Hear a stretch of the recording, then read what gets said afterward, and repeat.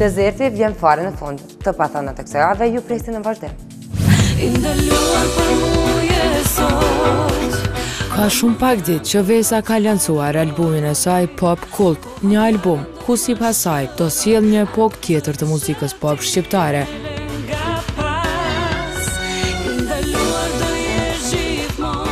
E kjo tendencë shihete edhe në videoklipin e sapo publikuar, I ndaluar, ku flet për një çështje mjaft delikate tek ne. Fabula e klipit është një dashuri e pamundur mes dy vajzash. Klipi është realizuar në Shkup dhe në këto ditë të para të publikimit është pritur mjaft mirë, duke komplimentuar Vesën për temën e cila ka qenë e paprekshme deri tani tek ne.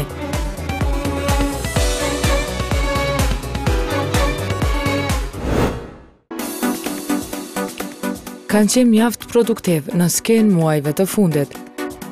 Pas bashkëpunimit me Florin dhe publikimit të albumit, Kejos kanë menduar të realizojnë edhe një tjetër videoklip. Bëhet fjalë për këngën Gëzuar për hajër, e cila është pjesë e albumit të tyre të fundit X. Teksti kësaj kënge është mjaft eksplicit, ku Kejos ironizojnë organizimet e dasmave shqiptare, mirë po se me çfarë fabule do vizualizohet kjo këngë pritet të shihet.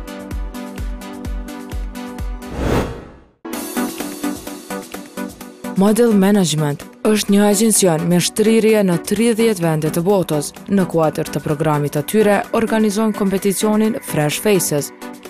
Pjesë e kësaj gare në Francë është edhe një model nga Kosova. Bëhet fjalë për Diana Lidemaj, I cili ka arritur të jetë pjesë e finales së madhe, e cila mbahet javën e ardhshme. Fituesi Fresh Faces do ta përfaqësojë Francën në kompeticionin botror të modelëve, I cili mbahet në Barcelonë. Votimi është I hapur deri me datën 20 të këtij muaji.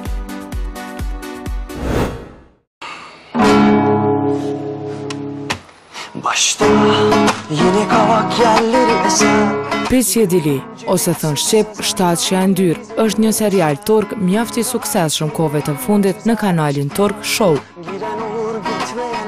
Një ndër aktorët e këtij seriali është edhe këngëtari shqiptar me prejardhje nga Maqedonia, Bertan Aslani. Bertani u bë pjesë e këtij seriali me datën 28 gusht të këtij viti.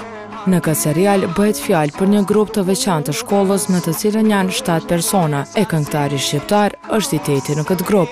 Edhe pse është pjesë e serialit që një kohë të shkurtër, ai ka arritur të marrë vëmendjen e mediave turke, madje edhe gazeta Haber ka shkruar një artikull për të.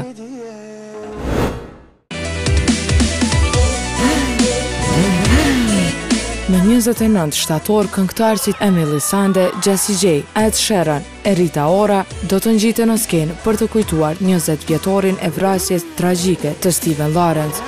Të gjitha të ardhurat nga ky koncert bamirësie do t'i dedikohen fondacionit Stephen Lawrence, I cili mbështet të rinjt dhe ambicjet e tyre.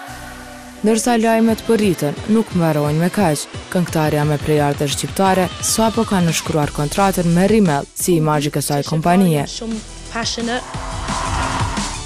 Kampanja e kësaj kompanie të kozmetikës do të transmetohet nga shkurti I vitit 2014.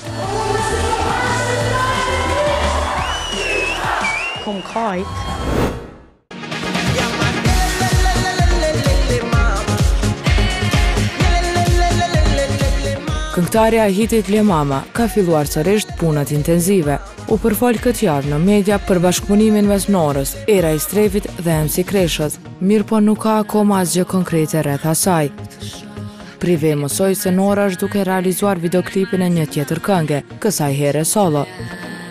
Kënga është punuar nga Big Bang, ndërsa videoklipi është duke u punuar nga Intermedia, se për çfarë kënge bëhet fjalë pritet të shihet.